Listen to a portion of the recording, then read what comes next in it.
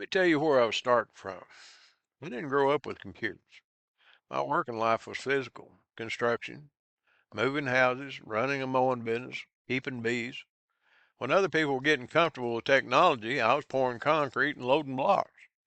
By the time I decided to build something online, I was 77 years old with no background and what I'm pretty sure was an outdated idea of how any of this worked.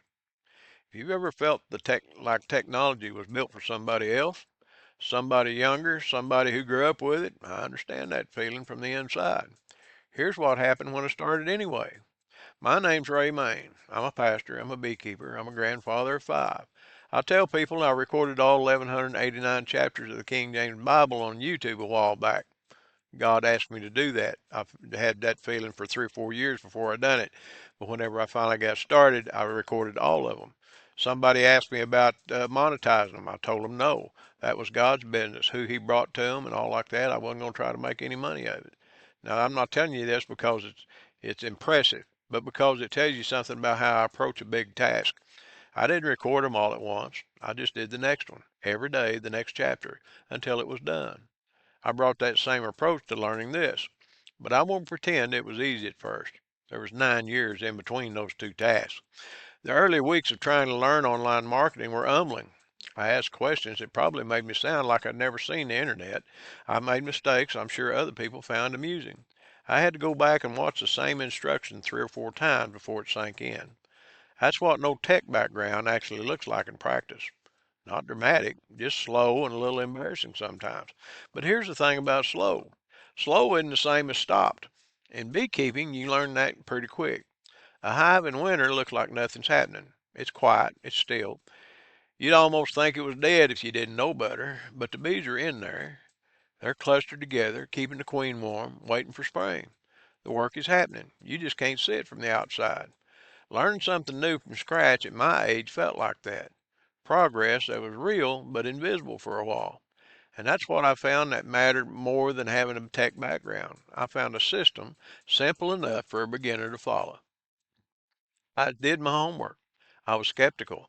But when I found a mentor with 15 years in this who's helped people earn over $13 million combined, I paid attention. And what I noticed right away, he didn't assume you already knew things. He started from the beginning and showed you why things work, not just what to click. That's the difference between a system built for real beginners and one that says beginner friendly, but assumes you already know half of it. The tools I use now, Instagram, AI writing assistants, basic content creation, I had no idea how to use any of them when I started. I learned them one at a time.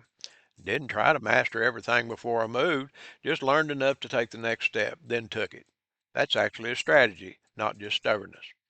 The mentor calls it earning while you learn. You don't wait until you're an expert to start. You start with the basics, get moving, and learn the rest as you go.